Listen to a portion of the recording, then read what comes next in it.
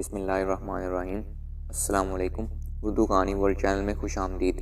اب سب بہن بھائیوں سے گزارش ہے کہ چینل کو سبسکرائب کر کے گھنٹی کے نشان کو پریس کر دیں تاکہ آنے والی تمام ویڈیوز کی نوٹیفیکیشنز آپ کو فوراً سے مل سکیں۔ ویڈیو کو لائک کر کے کامنٹ کر کے اپنی رائے کا اظہار کریں اور ویڈیو کو شیئر بھی کر دیں۔ تو چلیے شروع کرتے ہیں کہانی پراسرار دنیا کی چھٹی قسط۔ مجھے کب روانہ ہونا ہے؟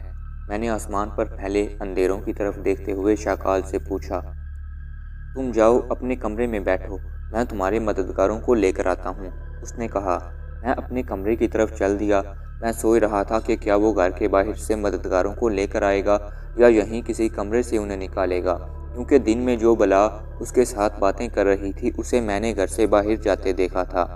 یہی کچھ سوچتا ہوا میں کمرے میں آ گیا اور آرام سے اپنے بستر پر بیٹھ گیا۔ میں چاہتا تو کمرے کے دروازے کے پیچھے چھپ کر شاکال کو دیکھ سکتا تھا، لیکن اب میں اپنی کسی حرکت سے اسے کسی قسم کے شک میں نہیں ڈالنا چاہتا تھا۔ البتہ میں نے اپنے کان پوری طرح باہر ہونے والی آہٹوں پر لگا رکھے تھے۔ ان آہٹوں سے تو یہی اندازہ ہو رہا تھا کہ شاکال یہیں کسی کمرے سے میرے مددگار خوفناک بلاؤں کو نکال رہا تھا۔ کچھ دیر تک مجھے مختلف آوازیں سنائی دیتی رہیں، پھر شاکال میرے پاس آ کر بولا، چلو بھائی اب تم روانہ ہو جاؤ، اور ایک بات یاد رکھو، کسی بھی مرحلے پر گھبرانا نہیں، کیونکہ اگر تم حوصلے اور ہمت سے کام لوگے تو مجھے یقین ہے کہ اپنے مقصد میں کامیاب رہو گے۔ تم فکر نہ کرو، میں ضرور اپنے مقصد میں کامیاب رہوں گا، میں نے پرعزم لہجے میں کہا اور اٹھ کھڑا ہوا۔ چند لمحوں بعد میں اور شاکال کمرے سے باہر آ گئے۔ باہر آ کر میں نے دیکھا کہ 4 انسان نما بلائیں برآمدے میں کھڑی ہیں۔ ان میں سے ایک وہی تھی جسے میں نے دن میں شاکال سے باتیں کرتے دیکھا تھا۔ میں سمجھ گیا کہ جب میں سو رہا تھا یا نہا رہا تھا اس وقت یہ بلا واپس آ گئی تھی، یا یہ بھی ممکن تھا کہ وہ ابھی باہر سے آئی ہو۔ رات کے سناٹے اور ہیبت ناک ماحول میں چاروں بلائیں اور زیادہ خوفناک لگ رہی تھیں۔ میں نے دن میں اتنی نزدیک سے بلا کو نہیں دیکھا تھا، لیکن اب نزدیک سے دیکھنے پر پتہ چلا کہ اس کا چہرہ بالکل ایسی خال سے بنا تھا جیسے کوئی انسان آگ میں بہت حد تک جل چکا ہو اور اس کے چہرے پر جگہ جگہ جلا ہوا گوشت موجود ہو۔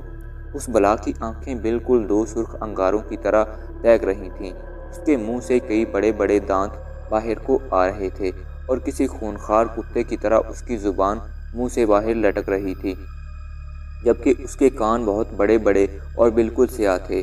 سر پر موجود بال بالکل کانٹوں جیسے تھے۔ باقی بلائیں بھی اس سے ملتی جلتی تھیں۔ ان سب نے انسانوں کی طرح کپڑے پہن رکھے تھے۔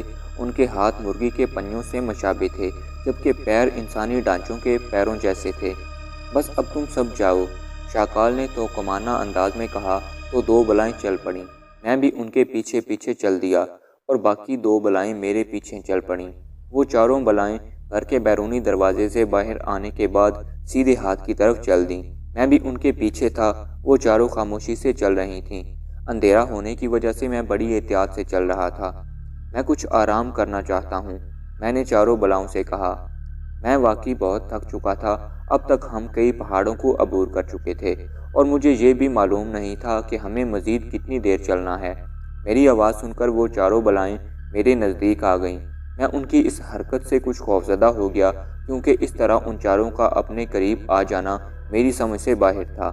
ابھی میں سوچ ہی رہا تھا کہ میں کیا کروں۔ وہ چاروں بلائیں میرے قریب آ گئیں۔ ان چاروں کی پشت میری طرف تھی۔ میں نے سکون کا سانس لیا۔ میں سمجھ گیا کہ وہ صحیح طور پر میری حفاظت کر رہی ہیں۔ میں زمین پر چادر بچھا کر لیٹ گیا اور سوچنے لگا کہ شاکال کو مجھے بتا دینا چاہیے تھا کہ سفر کافی طویل ہوگا۔ میں بہت دیر تک آرام کرتا رہا اور پھر اٹھتے ہوئے بولا، چلو اب چلتے ہیں۔ میری بات سن کر چاروں بلائیں اٹھ کھڑی ہوئیں۔ میں نے چادر اپنے جسم پر لپیٹی اور چلنے لگا۔ بلائیں بھی چل پڑیں۔ تقریباً آدھ گھنٹے بعد بلائیں مجھے لے کر ایک حویلی کے پاس پہنچ گئیں۔ رات بہت گہری ہو چکی تھی، ہر طرف اندھیرا چھایا ہوا تھا۔ اندھیرے میں کافی دیر رہنے کی وجہ سے اب مجھے کچھ دور تک ہلکا ہلکا دکھائی دینے لگا تھا۔ میں نے حویلی کو دیکھ کر اندازہ لگایا کہ وہ حویلی بہت پرانی ہے اور اب اس کے کئی حصے ٹوٹ پھوٹ چکے ہیں۔ میرے آگے چلنے والی دونوں بلائیں رک چکی تھیں، ان کی وجہ سے میں بھی رک گیا تھا اور میرے پیچھے موجود بلائیں بھی رکی ہوئی تھیں۔ میں سمجھ گیا کہ اب وہ میرے حکم کی منتظر ہیں۔ میں نے اپنے سامنے موجود 2 بلاؤں سے کہا، تم یہیں رکو، میں دیکھتا ہوں۔ پھر میں ان دونوں کے درمیانی فاصلے سے گزر کر حویلی کے بیرونی دروازے پر پہنچ گیا۔ دروازہ بہت بڑا تھا اور لکڑی کا بنا ہوا تھا۔ میں نے دروازے کے ایک پٹ کو دھکا دیا تو وہ چرچراہٹ کے ساتھ کھلنے لگا۔ میں نے بڑی احتیاط کے ساتھ اندر جھانک کر دیکھا، اندر بالکل اندھیرا تھا۔ میں واپس بلاؤں کے قریب آ گیا اور بولا، تم سب میرے پیچھے آؤ۔ میں نے بڑی احتیاط کے ساتھ حویلی کے اندر قدم رکھ دیا، لیکن جو ہی میرا پیر حویلی کی زمین پر پڑا، ایک بھیانک سی چیخ سنائی دی۔ میں نے اپنا پیر واپس حویلی سے باہر نکال لیا اور سوچنے لگا کہ آخر یہ چیخ حویلی کے کس حصے سے سنائی دی تھی۔ مجھے سمجھ نہیں آ رہا تھا تو میں نے دوبارہ قدم اندر رکھ دیا۔ ایک بار پھر وہی خوفناک چیخ سنائی دی۔ اس مرتبہ میں نے قدم واپس باہر نہیں نکالا بلکہ دوسرا پیر بھی اندر رکھ دیا۔ میں دل میں سوچنے لگا کہ کاش شاکال کی ٹارچ ٹھیک ہوتی۔ اچانک مجھے خیال آیا کہ کہیں شاکال نے مجھے صرف اس لیے تو یہاں نہیں بھیجا کہ میں موت کے منہ میں چلا جاؤں اور اس نے ٹارچ ٹھیک نہ ہونے کا بہانہ بنایا ہو۔ لیکن اگر وہ مجھے مارنا ہی چاہتا تو وہیں مار دیتا۔ اتنی دور بھیجنے کی ضرورت کیا تھی؟ یہاں بھیجنے کا مقصد یہی ہے کہ میں وہ صندوق حاصل کر کے اس تک پہنچاؤں۔ میں نے اپنے ساتھ بلاؤں سے پوچھا، کیا نزدیک کوئی دشمن موجود ہے؟ ایک بلا نے اثبات میں سر ہلایا۔ کیا تم اسے ختم کر سکتے ہو؟ چاروں بلاؤں نے زور زور سے سر ہلایا اور خوفناک آوازیں نکالیں۔ وہ چاروں اپنے دشمن کو ختم کرنے کے لیے تیار تھیں۔ میں نے سوچا کہ نہ جانے آگے اور کتنی بلاؤں وغیرہ سے واسطہ پڑے، اسی لیے اپنی مددگار صرف ایک بلا کو دشمن کے خاتمے کے لیے بھیجنا چاہیے۔ تم میں سے ایک جا کر اسے ختم کرے، میں نے کہا تو ایک بلا حویلی کے اندر چلنے لگی۔ چند لمحوں کے بعد میں نے دیکھا سیدھے ہاتھ کی طرف سے 2 سرخ انگارے میری بھیجی ہوئی بلا کی طرف بڑھے۔ ان انگاروں کی دہتی ہوئی روشنی میں نے ایک خوفناک چہرہ دیکھا۔ میں سمجھ گیا کہ وہ بھی کوئی خونخوار بلا ہے۔ کچھ دیر تک لڑائی کی آوازیں آتی رہیں اور ان کی آنکھیں دیکھ کر مجھے پتہ چلتا رہا کہ وہ ایک دوسرے سے غتم غتہ ہیں۔ کچھ دیر بعد لڑائی ختم ہو گئی اور میری بھیجی ہوئی بلا واپس اپنی جگہ پر کھڑی ہو گئی۔ میں بڑی احتیاط کے ساتھ حویلی کے اندر کی جانب بڑھا۔ بلائیں بھی میرے ساتھ تھیں۔ ابھی میں چند قدم ہی آگے گیا تھا کہ اچانک بہت سی خوفناک آوازیں سنائی دینے لگیں۔ میں اپنے چاروں طرف آنکھیں پھاڑ پھاڑ کر دیکھنے لگا۔ پھر آنے والی آوازوں میں خوفناک گیدڑوں کے رونے کی آوازیں بھی شامل ہو گئیں۔ آس پاس کوئی نہیں تھا لیکن شور بہت زیادہ تھا۔ آہستہ آہستہ شور بڑھنا شروع ہو گیا۔ میں کچھ قدم پیچھے ہٹ گیا، شور میں بھی کمی آ گئی۔ میں واپس حویلی کے بیرونی دروازے پر آ گیا تو شور بالکل ختم ہو گیا۔ اس شور کو سن کر مجھے اندازہ ہوا کہ اندر تو بہت زیادہ بلائیں وغیرہ ہوں گی، جبکہ میرے ساتھ صرف 4 بلائیں تھیں۔ لیکن مجھے شاکال کی بات یاد آ رہی تھی کہ میرے ساتھ موجود بلائیں بہت طاقتور ہیں اور اگر میں انہیں صحیح استعمال کروں تو اپنے مقصد میں کامیاب ہو سکتا ہوں۔ میں نے ایک بلا سے پوچھا، کیا تم اس حویلی میں موجود تمام بلاؤں کو ختم کر سکتی ہو؟ اس بلا نے نفی میں سر ہلا دیا۔ پھر میں نے ان چاروں سے پوچھا، کیا تم چاروں مل کر ان سب کو ختم کر سکتی ہو؟ ان چاروں نے نفی میں سر ہلا دیا۔ اس کا مطلب تھا کہ میری مددگار حویلی میں موجود تمام بلاؤں کو ختم نہیں کر سکتے۔ مجھے احساس ہوا کہ مجھے ان سب کو صحیح وقت اور صحیح جگہ پر استعمال کرنا ہے، ورنہ ان چاروں کے مارے جانے کا خطرہ ہے اور ان کی موت کے بعد میری موت کے امکانات بہت روشن تھے۔ میں بہت کچھ سوچتا رہا کہ مجھے کیا کرنا چاہیے۔ پھر میں نے فیصلہ کیا کہ مجھے آہستہ آہستہ حویلی کے اندر پیش قدمی کرنی چاہیے۔ میں ایک ایک قدم احتیاط سے اٹھاتا ہوا حویلی کے اندر کی طرف بڑھتا چلا گیا اور اسی مقام پر پہنچ گیا جہاں پہلے خوفناک آوازیں اور چیخیں وغیرہ سنائی دینے لگی تھیں۔ اس مرتبہ میں پیچھے نہیں ہٹا بلکہ چند قدم اور آگے بڑھا۔ مجھے سنائی دینے والا شور اور زیادہ بڑھ گیا۔ اچانک دور سے چند انگارے مجھے اپنی طرف بڑھتے دکھائی دیے۔ میں سمجھ گیا تھا کہ میری طرف بڑھنے والے انگارے دراصل بلاؤں کی آنکھیں ہیں۔ میں نے سوچا کہ اگر میں یہیں کھڑا رہا تو وہ مجھے یا میرے ساتھیوں کو مار سکتی ہیں۔ میں نے فیصلہ کیا کہ جو ہی بلائیں میرے نزدیک آئیں گی اپنے ساتھیوں کو لے کر حویلی سے باہر چلا جاؤں گا۔ اگر بلائیں باہر آ گئیں تو ان پر حملہ کر دیں گے اور اگر واپس چلی گئیں تو پھر دوبارہ حویلی کے اندر جا کر کوئی اور حکمت عملی اختیار کروں گا۔ حویلی سے باہر بلاؤں کو اس لیے بلانا چاہتا تھا کہ وہاں دور تک بھاگنے کا موقع مل سکتا تھا، اور میرے ذہن میں یہ بات بھی تھی کہ ہو سکتا ہے حویلی سے باہر کچھ بلائیں آئیں، اور اگر ہم اندر رہ کر لڑیں تو ہو سکتا ہے حویلی میں موجود ساری بلائیں ہم پر ٹوٹ پڑیں۔ سامنے سے آنے والی بلائیں جو ہی میرے قریب پہنچیں، میں نے اپنے ساتھیوں کو دوڑنے کا کہا اور خود بھی ان کے ساتھ دوڑنے لگا۔ کچھ ہی دیر بعد میں اور میرے ساتھی حویلی سے باہر تھے۔ میں نے پیچھے مڑ کر دیکھا، حملہ آور بلائیں حویلی سے باہر آ رہی تھیں۔ میں رکا نہیں بلکہ دوڑتا رہا۔ میرے ساتھی بھی میرے ساتھ دوڑ رہے تھے۔ کافی دور آنے کے بعد میں نے پیچھے مڑ کر دیکھا، کئی بلائیں ہمارے تعاقب میں آ رہی تھیں۔ میں نے دوڑتے ہوئے ان بلاؤں کو دیکھ کر اندازہ لگایا کہ ان کی تعداد 10 کے لگ بھگ تھی۔ میں نے دوڑتے ہوئے اپنے ساتھیوں سے پوچھا، کیا تم چاروں ان کو مار سکتی ہو؟ میرے چاروں ساتھیوں نے دوڑتے ہوئے اثبات میں سر ہلایا۔ تو مار ڈالو ان کو، میں نے فوراً کہا۔ میری ساتھی بلائیں اچانک رک گئیں۔ میں بھی کچھ دور جانے کے بعد رک گیا۔ میری ساتھی بلائیں آنے والی بلاؤں سے لڑائی میں مصروف ہو گئیں۔ کچھ ہی دیر بعد میرے ساتھیوں نے حملہ آور بلاؤں کو ختم کر ڈالا۔ دوڑنے کی وجہ سے میرا سانس بے ترتیب ہو چکا تھا۔ میں کچھ دیر اپنی جگہ کھڑا رہا، اپنا سانس درست کرتا رہا۔ جب میری حالت ٹھیک ہو گئی تو میں نے اپنے ساتھیوں کو چلنے کے لیے کہا۔ وہ چاروں میرے ساتھ چل پڑے۔ ہمارا رخ حویلی کی طرف تھا۔ کچھ دیر بعد ہم سب ایک بار پھر حویلی کے بیرونی دروازے کے باہر موجود تھے۔ کئی خدشات میرے ذہن میں سر ابھار رہے تھے۔ کہیں ہمیں حویلی کے اندر ہی قابو نہ کر لیا جائے، یا حویلی سے باہر ہمارے تعاقب میں آنے والی بلاؤں وغیرہ کی تعداد اتنی زیادہ نہ ہو کہ ہم باہر بھی ان کا مقابلہ نہ کر سکیں، اور یا پھر دشمن صندوق کو لے کر حویلی کے کسی دوسرے حصے سے باہر نہ چلے جائیں۔ میں نے ان تمام خدشات کو اپنے ذہن سے نکالا اور سوچا کہ جو ہوگا دیکھا جائے گا۔ میں نے حویلی کے بیرونی دروازے سے حویلی کے اندر جھانکا اور قدم اندر رکھ دیا۔ خوفناک چیخ ایک مرتبہ پھر سنائی دی۔ اس چیخ کے بعد حویلی کے کافی اندر تک جانے میں مجھے کوئی خطرہ نہیں تھا، اس لیے میں آگے بڑھنے لگا۔ جوں جوں میں آگے بڑھ رہا تھا، خوفناک چیخوں اور آوازوں کا شور بڑھتا جا رہا تھا، جنہیں سن کر مجھے اندازہ ہو رہا تھا کہ ابھی حویلی میں بہت سی بلائیں موجود ہیں۔ میں اس جگہ پہنچ کر رک گیا جہاں پہلے مجھے بلائیں اپنی طرف آتے ہوئے دکھائی دی تھیں۔ میرے ساتھی بھی رک گئے۔ میں اپنے آس پاس کا جائزہ لینے کی کوشش کرنے لگا۔ میں کافی دیر تک وہیں کھڑا رہا، لیکن اس مرتبہ حویلی کی بلاؤں نے ہم پر حملہ نہیں کیا۔ میں نے کچھ اور آگے جانے کا فیصلہ کیا اور دھیرے دھیرے قدم آگے بڑھانے لگا۔ چیخوں اور خوفناک آوازوں کا شور مزید بڑھنے لگا۔ تم میں سے 2 میرے دائیں بائیں آ جاؤ، میں نے مڑ کر اپنے ساتھیوں سے کہا۔ میرے 2 ساتھی میرے دائیں بائیں آ گئے۔ انہیں میں نے احتیاطاً اپنے قریب لیا تھا تاکہ اچانک اگر کوئی بلا وغیرہ مجھ پر حملہ کرے تو وہ حملہ کرنے میں کامیاب نہ ہو سکے۔ اگر کوئی حملہ کرے تو فوراً اسے ختم کر دینا، میں نے اپنے دائیں بائیں موجود ساتھی بلاؤں سے کہا اور آہستہ آہستہ آگے بڑھنے لگا۔ ابھی ہم کچھ ہی آگے گئے تھے کہ مجھے اپنے دائیں طرف ایسی آوازیں محسوس ہوئیں جیسے کہ کوئی ہماری طرف آہستہ آہستہ بڑھ رہا ہو، اور پھر میرے دائیں طرف موجود ساتھی نے ایک خوفناک آواز نکالی۔ 2 لکڑیوں کے آپس میں ٹکرانے جیسی آواز آئی اور میری ساتھی بلا کسی سے لڑ پڑی، لیکن چند ہی لمحوں بعد وہ میرے ساتھ موجود تھی۔ میں نے دیکھا تو قریبی اندھیرے میں مجھے کوئی بڑی سی چیز زمین پر پڑی نظر آئی۔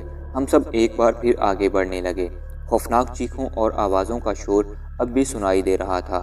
ہم سب چند قدم اور آگے گئے۔ اچانک دور سے مجھے کچھ انگارے دکھائی دیے۔ میں سمجھ گیا کہ ایک بار پھر حملہ آور ہماری طرف آ رہے ہیں۔ کچھ ہی دیر بعد حملہ آور بلائیں خوفناک آوازیں نکالتی ہوئیں ہمارے بالکل قریب پہنچ گئیں۔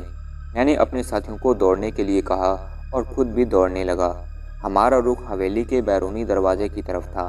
ابھی ہم دروازے سے کافی دور تھے کہ میں اپنے ہی ساتھی سے ٹکرا کر گر پڑا۔ میرے ساتھی کچھ قدم آگے جا کر رک گئے۔ ابھی میں اٹھنے کے بارے میں سوچ ہی رہا تھا کہ کسی نے میری دونوں ٹانگیں پکڑ لیں اور کوئی مجھے نہایت برق رفتاری سے حویلی کے اندر کی طرف لے بھاگا۔ میں نے اپنے ساتھیوں کی طرف دیکھا، وہ کچھ بلاؤں وغیرہ سے لڑنے میں مصروف تھے۔ میں نے غور کیا تو پتہ چلا کہ مجھے ایک خوفناک بلا نے پکڑ رکھا ہے، اور وہ بلا نہایت تیز رفتاری کے ساتھ دوڑ رہی تھی۔ کچھ دیر بعد وہ بلا مجھے ایک کمرے میں لے آئی، اور پھر اچانک اس نے ایک تہہ خانے کا دروازہ کھولا اور مجھے تہہ خانے میں پھینکنا چاہا، لیکن میں نے فوراً اس کی ٹانگیں پکڑ لیں اور نہایت برق رفتاری سے تہخانے سے نکل کر کمرے کے فرش پر آ گیا۔ اس بلا نے ایک خوفناک آواز نکالی اور مجھے پکڑنا چاہا۔ میں نے اسے جھکائی دی اور اس کی ٹانگوں کے درمیان سے نکل کر کمرے کے دروازے کی طرف دوڑا۔ ابھی میں دروازے سے کچھ دور تھا کہ اس بلا نے مجھے پھر پکڑ لیا۔ اس مرتبہ اس نے مجھے تہخانے میں ڈالنے میں تیزی کا مظاہرہ نہیں کیا اور بڑے آرام سے مجھے تہخانے کے اندر پھینک کر تہخانے کا دروازہ بند کر دیا۔ میں تہخانے کے سخت فرش پر گرا تو تکلیف سے بلبلا اٹھا۔ تہخانے میں بہت گہرا اندھیرا تھا، اس لیے مجھے کچھ نظر نہیں آ رہا تھا۔ اچانک سارا ماحول روشن ہو گیا۔ میں حیرت سے ادھر ادھر دیکھنے لگا کہ آخر یہ روشنی کہاں سے آنے لگی ہے۔ مجھے پتہ چلا کہ تہخانے کی پوری چھت روشن ہو گئی تھی۔ وہاں کوئی بلب یا کوئی چیز نہیں جل رہی تھی، بلکہ چھت سے روشنی آ رہی تھی۔ ابھی میں چھت کو ہی دیکھ رہا تھا کہ تہخانے کی ایک دیوار میں موجود دروازہ کھلا اور 4 نہایت ہی خوفناک اور بدصورت شکل کی بلائیں میری طرف بڑھیں۔ خوف کی وجہ سے میرا اوپر کا سانس اوپر اور نیچے کا نیچے رہ گیا۔ وہ چاروں گراتی ہوئی میری طرف بڑھ رہی تھیں۔ ان کا جسم انسانوں کی طرح تھا، لیکن چہرے بن مانس سے مشابہ تھے۔ ان کے چہروں کی جلد کئی جگہ سے جلی ہوئی تھی اور ان کے ہاتھ انسانی ڈھانچے کے ہاتھوں جیسے تھے اور پیر بالکل چیل کے پنجوں جیسے تھے۔ وہ بلائیں جوں جوں میری طرف بڑھ رہی تھیں، مجھے اپنی موت یقینی ہوتی نظر آ رہی تھی اور پھر چند ہی لمحوں میں ان بلاؤں نے مجھے پکڑ لیا۔ میرا دل تیزی سے دھڑک رہا تھا کیونکہ مجھے یقین تھا کہ اب چند ہی لمحوں بعد وہ چاروں میرا جسم نوچ نوچ کر کھانے لگیں گی، لیکن انہوں نے ایسا نہیں کیا، بلکہ مجھے دھکیلتی ہوئی اسی دروازے کی طرف لے چلیں جہاں سے وہ آئی تھیں۔ میں سوچنے لگا کہ آخر وہ بلائیں اب مجھے کہاں لے کر جا رہی ہیں۔ کچھ دیر بعد وہ دروازے سے گزر کر ایک دوسرے تہخانے میں داخل ہو گئیں۔ اندر ایک حیرت ناک منظر دیکھنے میں آیا۔ پورا تہخانہ مختلف آرائشی چیزوں میں سجا ہوا تھا۔ پورے بڑے خوبصورت قالین فرش پر بچھے ہوئے تھے اور یہاں بھی چھت سے روشنی آ رہی تھی۔ سامنے ایک تخت لگا ہوا تھا۔ اس تخت پر ایک بڑی خوبصورت کرسی پر ایک شخص بیٹھا تھا۔ اس کی عمر 40 سال کے لگ بھگ تھی۔ اس نے نہایت خوبصورت لباس پہن رکھا تھا۔ اسے دیکھ کر مجھے پرانے دور کے بادشاہوں کا خیال آنے لگا۔ اس نے گلے میں چھوٹی چھوٹی انسانی کھوپڑیوں کا ہار پہن رکھا تھا۔ اس کے دائیں اور بائیں 2 کرسیاں اور تھیں جن پر ایک عورت اور ایک جوان لڑکی بیٹھی تھی۔ وہ دونوں بہت ہی حسین تھیں۔ انہوں نے بھی اعلیٰ قسم کا لباس زیب تن کر رکھا تھا اور ان کے گلوں میں بھی انسانی کھوپڑیوں کے ہار تھے۔ ان کے تخت کے ساتھ دونوں طرف خوفناک اور مکروہ بلائیں کھڑی تھیں۔ جن بلاؤں نے مجھے پکڑ رکھا تھا انہوں نے مجھے لے جا کر اس تخت کے سامنے کھڑا کر دیا۔ کون ہو تم؟ تخت پر بیٹھے شخص نے نہایت خوفناک انداز میں پوچھا۔ میرا نام محمود ہے، میں نے جھوٹ بولا۔ کیوں آئے تھے یہاں؟ اس شخص نے پھر خوفناک لہجے میں سوال کیا۔ میں اتنا ہی کہہ کر خاموش ہو گیا۔ مجھے سمجھ نہیں آ رہا تھا کہ کیا کہوں۔ یہ بلائیں تمہارے ساتھ کیسے آئیں جو تمہاری مدد کر رہی تھیں؟ تخت پر بیٹھے شخص نے چبھتے ہوئے لہجے میں پوچھا۔ دراصل یہ مجھے راستے میں مل گئی تھیں اور اتنا کہہ کر میں سوچنے لگا کہ آگے کیا کہوں۔ تخت پر بیٹھے شخص نے حاکمانہ انداز میں ہاتھ کو فضا میں بلند کر کے کہا، بس جھوٹ بولنے کی ضرورت نہیں، ابھی سب پتہ چل جائے گا۔ پھر اس نے اپنی جیب سے ایک بڑا سا موتی نکالا اور ہلکے ہلکے کچھ پڑھتے ہوئے غور سے اسے دیکھنے لگا۔ پھر کچھ ہی دیر بعد بولا، اچھا تو تمہیں شاکال نے بھیجا تھا۔ اس کا کیا خیال تھا کہ تم آسانی سے یہاں سے اس کی مطلب کی چیز لے جاؤ گے؟ دراصل میں اپنی خوشی سے یہاں نہیں آیا، بلکہ مجبوراً مجھے یہاں آنا پڑا۔ اگر میں یہاں نہیں آتا تو شاکال مجھے جان سے مار دیتا۔ آپ خود سوچیں، میری آپ سے کیا دشمنی ہے جو میں آپ کے یہاں سے کوئی چیز چرا کر لے جاتا؟ میں نے مفاہمانہ انداز میں تخت پر بیٹھے شخص کو بتایا۔ اپنے بیان کے دوران میں نے کئی مرتبہ اس کے دائیں بائیں بیٹھی عورتوں کی طرف بھی دیکھا کہ شاید وہ میری حمایت میں کوئی بات کریں۔ تمہارے ساتھ آنے والی 4 ساتھیوں کا خاتمہ ہو چکا ہے اور میرا خیال ہے کہ تمہیں بھی موت کی وادی میں پہنچا دینا چاہیے، تخت پر بیٹھے شخص نے سخت لہجے میں کہا۔ میں نے سر جھکا کر کہا، اگر ایک بے قصور شخص کو آپ سزا دینا چاہتے ہیں تو آپ کو کوئی نہیں روک سکتا۔ میں آپ کو بتا چکا ہوں کہ میں مجبوراً یہاں آیا تھا۔ شاکال میری جان کا دشمن ہو چکا تھا۔ اس نے مجھے اپنی وفاداری کا ثبوت دینے کے لیے یہاں بھیجا تھا۔ حالانکہ میں اس کا وفادار نہیں ہوں، کیونکہ میں تو اس کے ساتھ رہنا ہی نہیں چاہتا، لیکن اگر میں اس سے اپنی وفاداری کا ڈھونگ نہیں رچا پاتا تو وہ مجھے قتل کر دیتا۔ اپنی جان بچانے کے لیے مجھے مجبوراً یہاں آنا پڑا۔ بابا یہ شخص ٹھیک کہتا ہے، اس کا کوئی قصور نہیں، تخت پر بیٹھی ہوئی جوان خوبصورت لڑکی نے کہا۔ تو وہ شخص سوچ میں پڑ گیا، پھر کچھ دیر بعد بولا، بیٹی تم ٹھیک کہتی ہو، یہ بے قصور ہے، لیکن اب ہم اسے آزاد نہیں کر سکتے، کیونکہ یہ آزاد ہو کر ہمارے لیے کسی بھی قسم کا خطرہ پیدا کر سکتا ہے۔ آپ کی بات ٹھیک ہے، لیکن آپ اسے موت کی سزا مت دیں۔ لڑکی نے کہا، ٹھیک ہے، ابھی ہم اس کے بارے میں کوئی فیصلہ نہیں کرتے، صبح ہم اس کے بارے میں کوئی فیصلہ کریں گے، فی الحال اسے قید میں رکھو۔ تخت پر بیٹھے شخص نے کسی اور زبان میں ان بلاؤں سے کہا جو کہ مجھے پکڑ کر لائی تھیں۔ ان چاروں بلاؤں نے مجھے پھر پکڑ لیا اور مجھے لے جا کر دوسرے تہخانے سے اس تہخانے میں آ گئیں جہاں سے اس بلا نے مجھے پھینکا تھا۔ اس تہخانے سے گزر کر وہ بلائیں مجھے ایک اور تہخانے میں لے گئیں۔ یہاں بھی چھت سے روشنی آ رہی تھی، لیکن زیادہ نہیں تھی۔ ان چاروں بلاؤں نے مجھے زنجیروں سے باندھ دیا اور خود واپس چلی گئیں۔ میں فرش پر بیٹھ کر سوچنے لگا کہ تخت پر بیٹھا ہوا شخص اور وہ عورت کون ہیں اور انہوں نے کس طرح ان بلاؤں کو قابو کیا ہوا ہے۔ میرا اندازہ تھا کہ وہ شخص اور عورت جادو اور پراسرار علوم کے ماہر ہوں گے، تبھی تو انہوں نے اتنی زیادہ بلاؤں کو قابو کر رکھا ہے، اور اس شخص نے تو ایک موتی کے ذریعے میرے متعلق معلوم کر لیا تھا، لہٰذا وہ کوئی بڑا ہی عامل اور کامل تھا۔ میں نے آس پاس کے ماحول کا جائزہ لیا۔ جس طرف کی زنجیروں سے مجھے باندھا گیا تھا ویسی اور کئی زنجیریں وہاں موجود تھیں۔ اچانک میں مسکرا دیا۔ میں یہ سوچ کر مسکرایا تھا کہ شاید میرے نصیب میں قید لکھی تھی، اسی لیے میں شکال کی قید سے آزاد ہو کر اب یہاں قید ہو گیا تھا۔ میرا دل چاہ رہا تھا کہ میں لیٹ جاؤں کیونکہ میں بہت تھک چکا تھا، لیکن فرش کے ٹھنڈے ہونے کی وجہ سے میں نے لیٹنے کا ارادہ ترک کر دیا اور دیوار سے ٹیک لگا کر بیٹھ گیا۔ اس طرح مجھے کافی آرام محسوس ہوا۔ میں کافی ذہنی دباؤ محسوس کر رہا تھا، اس لیے میں نے اپنے ذہن کو بالکل آزاد چھوڑ دیا۔ بہت دیر تک میں اپنے دماغ کو سکون پہنچاتا رہا، پھر میں نے سوچا کہ اب نہ جانے صبح میرے بارے میں کیا فیصلہ کیا جائے گا۔ میں مختلف باتوں پر سوچتا رہا اور پھر کسی وقت نیند کی آغوش میں چلا گیا۔ کسی نے مجھے جھنجھوڑا تو میری نیند ٹوٹ گئی۔ میں نے آنکھیں کھول کر دیکھا، میرے سامنے وہی 4 بلائیں موجود تھیں جو کہ مجھے یہاں باندھ کر گئی تھیں۔ انہوں نے مجھے کھولا تو مجھے اندازہ ہوا کہ صبح ہو چکی ہے اور وہ مجھے تخت والے شخص کے پاس لے جا رہی ہیں۔ کچھ دیر بعد وہ چاروں بلائیں مجھے اس تہخانے میں لے آئیں جہاں تخت لگا ہوا تھا۔ تخت پر اس وقت بھی وہی شخص موجود تھا، لڑکی بھی اپنی جگہ موجود تھی، لیکن وہ عورت وہاں نہیں تھی۔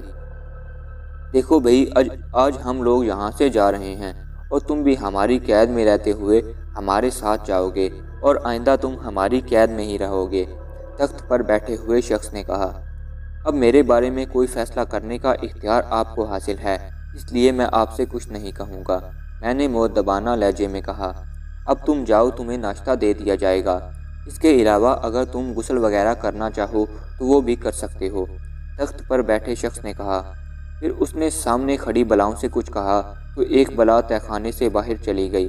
تھوڑی دیر بعد وہ واپس آئی تو اس کے ساتھ ایک بوڑھا شخص بھی تھا۔ وہ شخص ہاتھ جوڑ کر تخت پر بیٹھے شخص کے سامنے کھڑا ہو گیا۔ تخت پر بیٹھے شخص نے اسے کسی اور زبان میں کچھ کہا اور پھر اردو میں بولا، شاکو، اسے لے جاؤ، ناشتہ وغیرہ کرواؤ اور اس کے ساتھ ساتھ رہنا۔ جی بہت بہتر، اس شخص نے کہا۔ پھر وہ میری طرف دیکھتے ہوئے بولا، آؤ میرے ساتھ۔ میں شاکو کے ساتھ تہخانے کے دروازے سے باہر نکلنے لگا تو تخت پر بیٹھے شخص نے کہا، شاکو سنو۔ جی جناب، شاکو نے تخت پر بیٹھے شخص کی طرف دیکھ کر ہاتھ جوڑتے ہوئے کہا، اسے سب کچھ بتا دینا، کہیں کوئی بے وقوفی نہ کر بیٹھے۔ تخت پر بیٹھے شخص نے معنی خیز انداز میں کہا، جی بہت بہتر جناب، شاکو نے کہا اور تہخانے سے گزر کر دوسرے تہخانے میں آ گیا۔ میں بھی اس کے پیچھے پیچھے تھا۔ شاکو 3 تہخانوں سے گزر کر چوتھے تہخانے میں آ گیا۔ یہاں اوپر جانے کے لیے سیڑھیاں موجود تھیں۔ شاکو ان سیڑھیوں کے ذریعے تہخانے سے باہر چلا گیا۔ میں بھی باہر آ گیا۔ جس کمرے میں ہم باہر نکلے تھے وہ بالکل کھنڈر معلوم ہوتا تھا۔ شاکو مجھے ایک اور کمرے میں لے آیا، یہ شاید باورچی خانے کے طور پر استعمال کیا جا رہا تھا۔ تم بیٹھو، میں تمہیں ناشتہ دیتا ہوں۔ شاکو نے مجھے فرش پر بچھی دری پر بیٹھنے کا اشارہ کیا اور خود ایک طرف رکھے ہوئے چولہے کی طرف بڑھ گیا۔ میں دری پر بیٹھ کر کمرے کا جائزہ لینے لگا۔ کچھ دیر بعد شاکو ناشتہ تیار کر کے میرے پاس لے آیا۔ شاکو، وہ جو تخت پر بیٹھے ہیں وہ کون ہیں؟ میں نے ناشتے کی ٹرے کو اپنی طرف کھینچتے ہوئے پوچھا۔ وہ ہمارے سردار جاشان ہیں۔ سردار؟ کیا مطلب؟ میں نے اس کی بات نہ سمجھتے ہوئے پوچھا۔ ہمارے قبیلے کے سردار ہیں وہ، شاکو نے بتایا۔ قبیلے کے؟ میں نے الجھے ہوئے لہجے میں کہا۔ میں کچھ سمجھا نہیں۔ تم لوگ کہاں کے رہنے والے ہو؟ ہمارا تعلق افریقہ سے ہے، وہاں کئی قبیلے آباد ہیں، ہمارا قبیلہ بھی وہاں رہتا ہے۔ تو آج تم لوگ افریقہ جاؤ گے؟ میں نے پوچھا۔ نہیں، آج ہم لوگ یہاں سے چلے جائیں گے، ابھی تو بہت عرصہ ہمیں پاکستان میں ہی رہنا ہے، اس کے بعد مجھے نہیں معلوم کہ سردار کا کہاں جانے کا ارادہ ہے۔ ویسے تمہیں ایک بات بتا دوں کہ اگر تم ہمارے ساتھ رہنا چاہو گے تو بڑے آرام سے رہ سکتے ہو، اور ہو سکتا ہے کسی وقت ایسی صورت نکل آئے کہ سردار تمہیں اپنے گھر جانے کی اجازت دے دیں، لیکن اگر تم نے یہاں رہتے ہوئے بھاگنے کی کوشش کی تو سردار تمہارے ساتھ بالکل بھی رعایت نہیں کریں گے اور فوراً تمہیں مار دیا جائے گا، اور ویسے بھی سردار کی قید سے بھاگنا ناممکن ہے، اس لیے کہیں ایسا کوئی خیال اپنے دل میں نہ لانا۔ شاکو نے مجھے تنبیہ کی۔ کیا سردار مجھے آزاد نہیں کر سکتے؟ میں نے چائے کی چسکی لیتے ہوئے پوچھا۔ نہیں، سردار کبھی خطرہ مول نہیں لیتے، ان کا خیال ہے کہ تمہارے جانے سے انہیں کوئی خطرہ ہو سکتا ہے، اس لیے وہ ابھی تمہیں آزاد نہیں کریں گے، شاکو نے مجھے بتایا۔ اگر میں سردار کو یقین دلا دوں کہ میں اپنے گھر جانے کے بعد ان کے لیے کسی قسم کا خطرہ پیدا نہیں کروں گا تو کیا وہ مجھے چھوڑ دیں گے؟ میں نے امید بھرے لہجے میں شاکو سے پوچھا۔ نہیں، جب تک سردار خود مطمئن نہیں ہوں گے اور تمہیں آزاد کرنا مناسب نہیں سمجھیں گے تب تک تمہیں نہیں چھوڑیں گے، شاکو نے صاف گوئی سے کہا۔ کیا ایک کپ چائے اور پلا سکتے ہو؟ میں نے چائے کی پیالی خالی کرنے کے بعد شاکو سے پوچھا۔ ہاں، کیوں نہیں، ہمارے ساتھ رہتے ہوئے تمہیں کھانے پینے کی کوئی پریشانی نہیں ہوگی، کھاؤ پیو اور آرام سے رہو، شاکو نے چائے کی پیالی ہاتھ میں پکڑتے ہوئے کہا اور چولہے کی طرف چلا گیا اور کیتلی سے چائے لا کر مجھے دے دی۔ شاکو، تم اتنی اچھی اردو کیسے بول لیتے ہو؟ میں نے پوچھا۔ میں ہندوستان میں بہت عرصہ رہا ہوں، اردو کے علاوہ دنیا کی کئی اور زبانیں بھی بڑی روانی سے بول سکتا ہوں، شاکو نے مجھے بتایا۔ اچھا یہ بتاؤ کہ آج ہم یہاں سے کہیں آس پاس جائیں گے یا دور؟ میرا مطلب ہے کسی اور شہر میں۔ ہمیں کلکتہ جانا ہے۔ لیکن کلکتہ تو یہاں سے بہت دور ہے، ہم کیسے جائیں گے؟ اور پھر اتنی ساری بلائیں وغیرہ، میں نے الجھے ہوئے لہجے میں کہا۔ جاشان، ان کی بیوی بیٹی اور دیگر ملازمین ٹرین کے ذریعے جائیں گے، جبکہ بلائیں وغیرہ خود ہی وہاں پہنچ جائیں گی، شاکو نے بتایا۔ خود ہی کس طرح؟ میں نے حیرت سے پوچھا۔ ان بلاؤں میں یہ طاقت ہے کہ اگر سردار انہیں اجازت دیں تو یہ لوگوں کی نظروں سے اوجھل ہو سکتی ہیں، اور پھر یہ تو بلائیں اور بدروہیں وغیرہ ہیں، ان کے لیے فاصلے کوئی اہمیت نہیں رکھتے، یہ ذرا سی دیر میں دنیا کے اس کونے سے اس کونے تک پہنچ سکتی ہیں، شاکو نے بتایا۔ ابھی میں مزید کچھ شاکو سے پوچھنا چاہتا تھا کہ ایک آدمی وہاں آ گیا۔ اس نے کسی ایسی زبان میں شاکو سے کچھ کہا جو میری سمجھ میں نہیں آ رہی تھی۔ شاکو اور وہ دونوں آپس میں کچھ دیر بات چیت کرتے رہے، پھر وہ آدمی واپس چلا گیا۔ یہ کون تھا اور کیا کہہ رہا تھا؟ میں نے شاکو سے پوچھا۔ یہ بھی ہمارا ایک ساتھی ہے، ہمارے ساتھ ہی ہوتا ہے، یہ بتا رہا تھا کہ میں تمام تیاریاں مکمل کر لوں، ہمیں دوپہر میں یہاں سے جانا ہوگا، شاکو نے بتایا۔ کیا ریلوے اسٹیشن یہاں سے قریب ہے؟ نہیں، قریب تو نہیں، شاکو نے ناشتے کے برتن اٹھاتے ہوئے جواب دیا۔ پھر ہم لوگ کس طرح جائیں گے اسٹیشن تک؟ میں نے پوچھا۔ گاڑیوں میں۔ تو کیا تم لوگوں کے پاس گاڑیاں وغیرہ بھی ہیں؟ میں نے اس سے سوال کیا۔ نہیں، ہمارے پاس تو نہیں ہیں، لیکن جاشان صاحب کے ایک دوست گاڑیاں لے کر آئیں گے، ہم لوگ جب بھی اس علاقے میں آتے ہیں انہی کی گاڑیاں استعمال کرتے ہیں، شاکو نے بتایا۔ میں سوچنے لگا کہ جاشان شاکال کی طرح دنیا کی نظروں سے چھپ کر نہیں رہتا، بلکہ اس کے رابطے باہر کی دنیا سے بھی ہیں، اسی لیے تو دنیا بھر میں گھومتا رہتا ہے، لیکن اصل میں اس کا کام کیا ہے یہ میں اب تک نہیں جان پایا تھا۔ کیا جاشان صاحب کا کوئی کاروبار وغیرہ بھی ہے؟ میں نے شاکو سے پوچھا۔ ہاں، ان کے بہت سے کاروبار ہیں۔ تو پھر یہ بلائیں وغیرہ؟ بس یوں سمجھ لو کہ یہ سب کچھ ہمارے لیے ضروری ہے، شاکو نے کہا اور برتن اٹھا کر چولہے کی طرف چلا گیا۔ پھر وہ سامان اٹھا کر اسے باندھنے لگا۔ سامان کچھ زیادہ نہیں تھا، کیا میں تمہاری کچھ مدد کر سکتا ہوں؟ میں نے اس سے پوچھا۔ نہیں، کوئی خاص کام نہیں، تم چاہو تو غسل کر لو۔ میں نے ابھی ناشتہ کیا ہے، کچھ دیر بعد غسل کروں گا، میں نے کہا۔ کوئی فرق نہیں پڑتا ناشتے سے، شاکو مسکرا کر بولا۔ کبھی کبھی پڑ جاتا ہے، میں نے بھی مسکرا کر کہا۔ پھر میں وہیں لیٹ گیا۔ شاکو، کیا تم بھی جادو وغیرہ جانتے ہو؟ میں نے دوستانہ انداز میں پوچھا تاکہ اسے برا نہ لگے۔ کیا تمام باتیں آج ہی پوچھ لو گے؟ شاکو نے ہنستے ہوئے جواب دیا۔ ہمارے ساتھ رہو گے تو تمہیں بہت کچھ معلوم ہو جائے گا۔ کچھ دیر آرام کے بعد میں نے اس سے کہا، شاکو، اب میں نہانا چاہتا ہوں، مجھے غسل خانے کے بارے میں بتاؤ۔ آؤ میں تمہیں بتاتا ہوں۔ شاکو مجھے لے کر کمرے سے باہر آ گیا، پھر کچھ راہداریوں سے گزار کر مجھے ایک ایسے کمرے میں لے آیا جہاں بالٹیوں میں کچھ پانی تھا۔ یہاں نہا لو، پھر میرے پاس واپس وہیں آ جانا، شاکو نے کہا اور واپس چلا گیا۔ میں نے ایک بالٹی میں ہاتھ ڈال کر اندازہ لگانا چاہا کہ کہیں وہ زیادہ ٹھنڈا تو نہیں۔ پانی زیادہ ٹھنڈا تھا۔ میں نے سوچا کہ میں اتنے ٹھنڈے پانی سے نہیں نہا سکتا۔ میں شاکو کے پاس واپس جانے کا ارادہ کرنے لگا، لیکن میں نے وہاں سے جانے سے قبل باقی بالٹیوں میں موجود پانی کو دیکھ لینا مناسب سمجھا، اور پھر تیسری بالٹی میں ہی مجھے گرم پانی مل گیا۔ میں نے گرم اور ٹھنڈا پانی ملایا۔ کمرے کا دروازہ بند کرنے کے بعد میں کافی دیر تک نہاتا رہا۔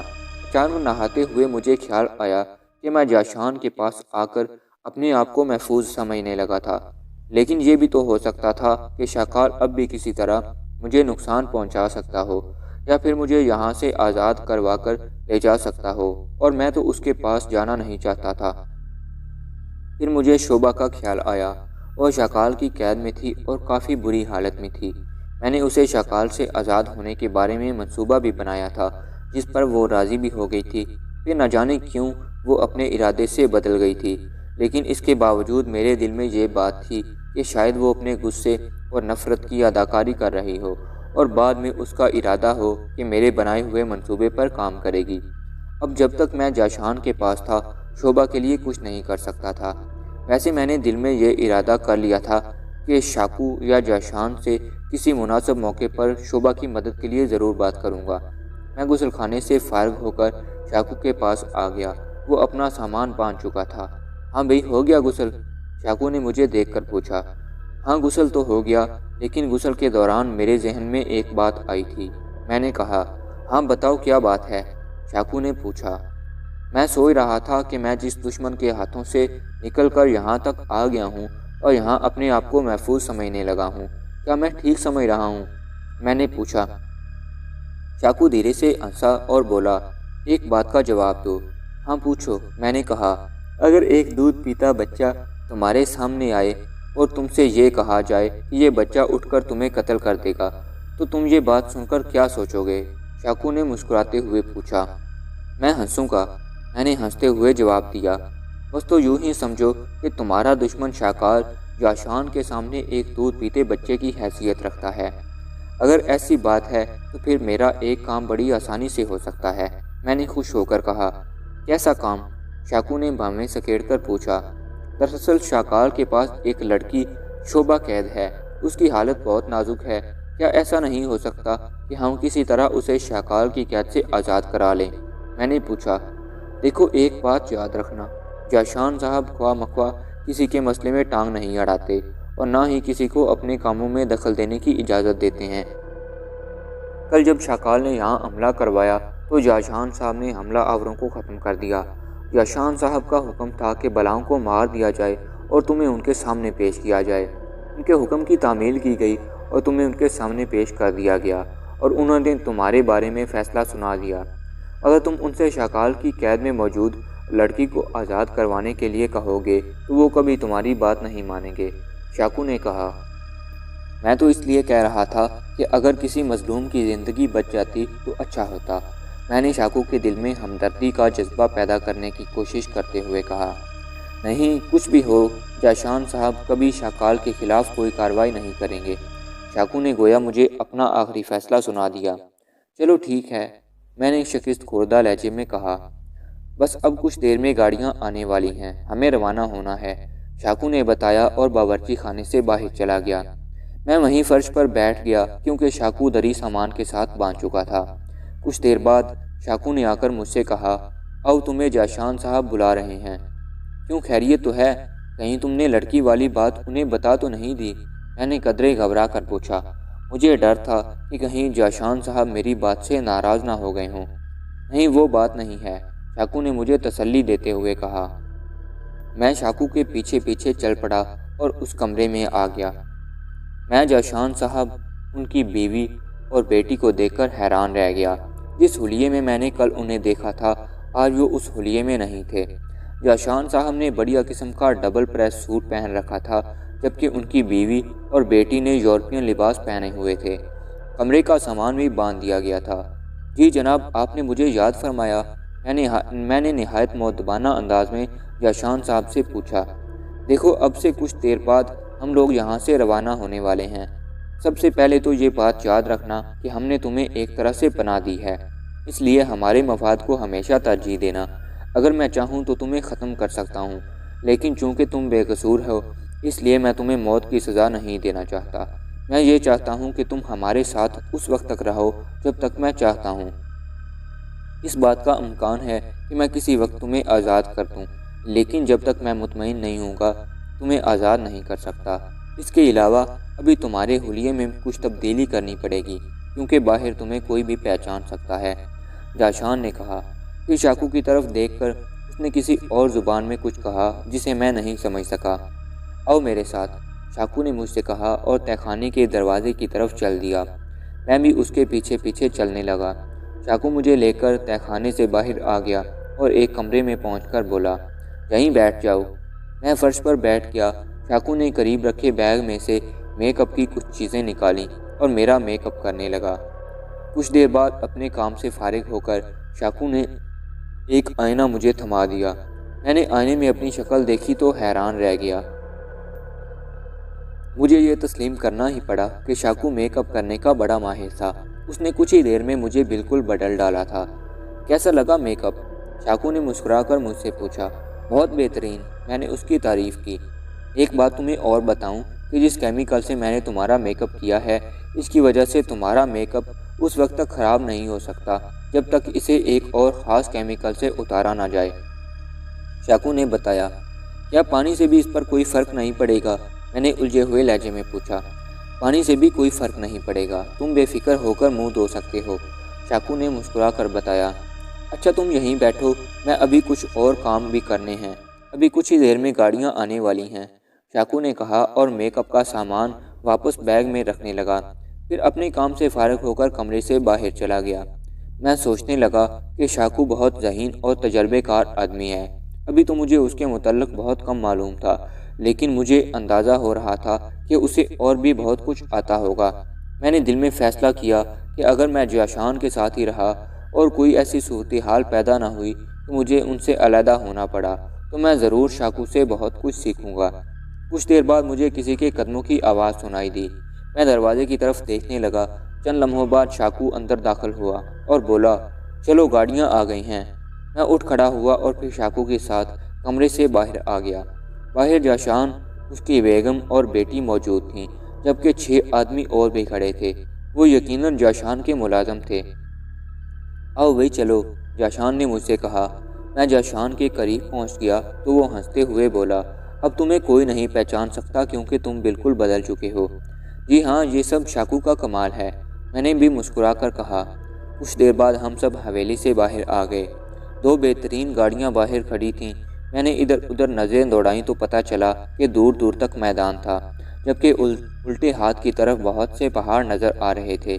میں نے سوچا کہ یقیناً یہ وہی پہاڑ ہیں جن سے اتر کر رات میں حویلی کی طرف آیا تھا۔ ہم سب گاڑیوں میں سوار ہو گئے۔ ملازموں نے تھوڑا سا سامان گاڑیوں میں لاد دیا۔ شاکو میرے ساتھ ہی بیٹھا تھا۔ کچھ دیر بعد گاڑیوں میں موجود ڈرائیورز نے گاڑیاں چلا دی۔ کیا باقی سامان حویلی میں ہی چھوڑ دیا گیا ہے؟ میں نے دھیمی آواز میں شاکو سے پوچھا۔ وہ دھیرے سے ہنس کر بولا، ہم نے وہاں کچھ نہیں چھوڑا۔ لیکن وہاں تو بہت سا سامان تھا، میں نے حیرت سے کہا۔ ہمارے پاس جتنا بھی سامان ہے اسے اس طرح بنایا گیا ہے کہ وہ انتہائی چھوٹی شکل میں آ جاتا ہے، شاکو نے مجھے بتایا۔ میں نے مزید کوئی بات نہیں کی اور گاڑی سے باہر دیکھنے لگا۔ گاڑیوں کے ڈرائیور بہت تیز تھے۔ وہ اس پتھریلے میدانی علاقے میں گاڑیوں کو نہایت تیز رفتاری اور احتیاط سے چلا رہے تھے۔ اچانک ہم سے آگے والی گاڑی کی رفتار کم ہو گئی۔ اس گاڑی میں جاشان، اس کی بیوی اور اس کی بیٹی اور کچھ ملازم سوار تھے، اور پھر کچھ ہی دیر بعد وہ گاڑیاں رک گئیں اور ہماری گاڑی کے ڈرائیور نے بھی گاڑی روک لی۔ گاڑیاں کیوں رک گئی ہیں؟ میں نے شاکو سے پوچھا۔ یہ تو مجھے بھی نہیں معلوم، شاکو نے الجھے ہوئے لہجے میں جواب دیا اور آگے والی گاڑی کی طرف دیکھنے لگا۔ کچھ دیر بعد میں نے آگے والی گاڑی میں سے جاشان کو اترتے دیکھا۔ اس کے ساتھ ساتھ باقی ملازمین بھی اتر رہے تھے۔ شاکو اور ہماری گاڑی میں موجود باقی لوگ بھی گاڑی سے اترنے لگے۔ شاکو نے جاشان کے پاس جا کر کوئی بات کی اور واپس ہمارے پاس آ گیا۔ اس نے اپنے ساتھیوں سے کچھ کہا۔ کیا ہوا شاکو؟ میں نے پوچھا۔ شاکال ہم پر حملہ کرنے والا ہے۔ اس کی بات سن کر میں کچھ پریشان ہو گیا۔ شاکو مجھے دیکھ کر دھیرے سے مسکرایا اور بولا، تمہیں پریشان ہونے کی کوئی ضرورت نہیں، وہ ہمارا کچھ بھی نہیں بگاڑ سکتا۔ میں نے تمہیں کہا تھا کہ شاکال جاشان صاحب کے سامنے ایک دودھ پیتے بچے کی حیثیت رکھتا ہے۔ تو کیا اب یہاں لڑائی ہوگی؟ میں نے پوچھا۔ نہیں، شاکال کو حملہ کرنے دیا جائے گا، لیکن پھر ہمارے ساتھی اسے پکڑ کر جاشان صاحب کے سامنے لائیں گے تاکہ وہ اس کی سزا تجویز کر سکیں۔ میں ادھر ادھر دیکھنے لگا، مجھے دور دور تک کوئی نظر نہیں آ رہا تھا۔ کچھ دیر بعد مجھے عقب میں دور سے گرد اور مٹی کا ایک غبار نظر آیا۔ وہ جنگ ہو رہی ہے شاکال کے اور ہمارے ساتھیوں کے درمیان، شاکو نے غبار کی جانب اشارہ کرتے ہوئے مجھے بتایا۔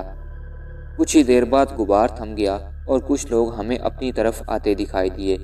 جب وہ لوگ ہمارے پاس پہنچے تو میں نے دیکھا کہ جاشان کی بلاؤں نے شاکال اور اس کے ساتھی بلاؤں کو پکڑ رکھا تھا۔ انہوں نے شاکال اور اس کے ساتھیوں کو جاشان کے سامنے لا کر چھوڑ دیا۔ جاشان نے نہایت غضبناک لہجے میں شاکال سے کہا، تم جانتی ہو کہ میں کبھی بلا وجہ کسی سے دشمنی مول نہیں لیتا، لیکن اگر کوئی مجھ پر حملہ کرے یا دشمنی کا آغاز کرے تو میں اسے بہت کڑی سزا دیتا ہوں۔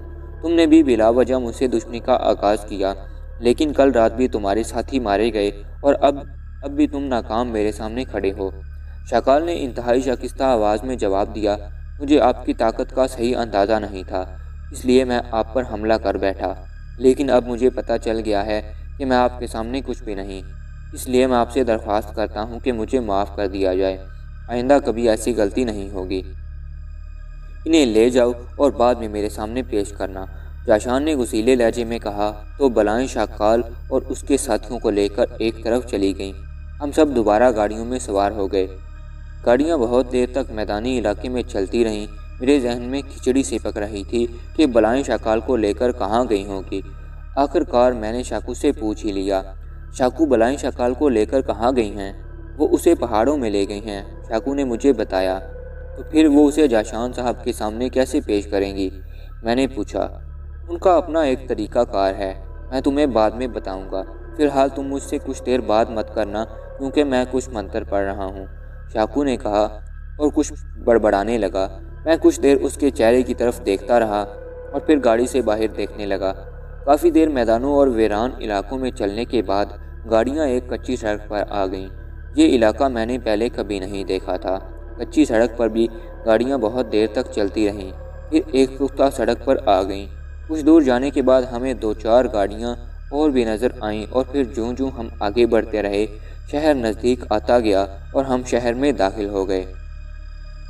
دوستو، امید ہے کہانی پرستار دنیا کی 6ٹھی قسط آپ کو پسند آئی ہوگی۔ تو آپ سب لوگوں سے خصوصاً نئے آنے والوں سے گزارش ہے کہ چینل کو سبسکرائب کر دیں اور گھنٹی کے نشان کو پریس کر دیں تاکہ آنے والی تمام ویڈیوز کی نوٹیفیکیشنز آپ کو فوراً سے مل سکیں، اور اس ویڈیو کو لائک کر کے اپنے دوستوں کے ساتھ شیئر کریں اور ویڈیو کے نیچے کامنٹ کر کے اپنی رائے کا اظہار بھی کریں۔ اور اس کہانی کی پچھلی تمام اقساط کی پلے لسٹ کا لنک اس کہانی کی ڈسکرپشن میں موجود ہے، آپ وہاں سے اس کی پچھلی اقساط بھی دیکھ سکتے ہیں، اور اس پلے لسٹ کو بھی شیئر کر دیں۔ تو پھر ملیں گے اس کہانی کی اگلی قسط کے ساتھ، تب تک کے لیے اللہ نگہبان۔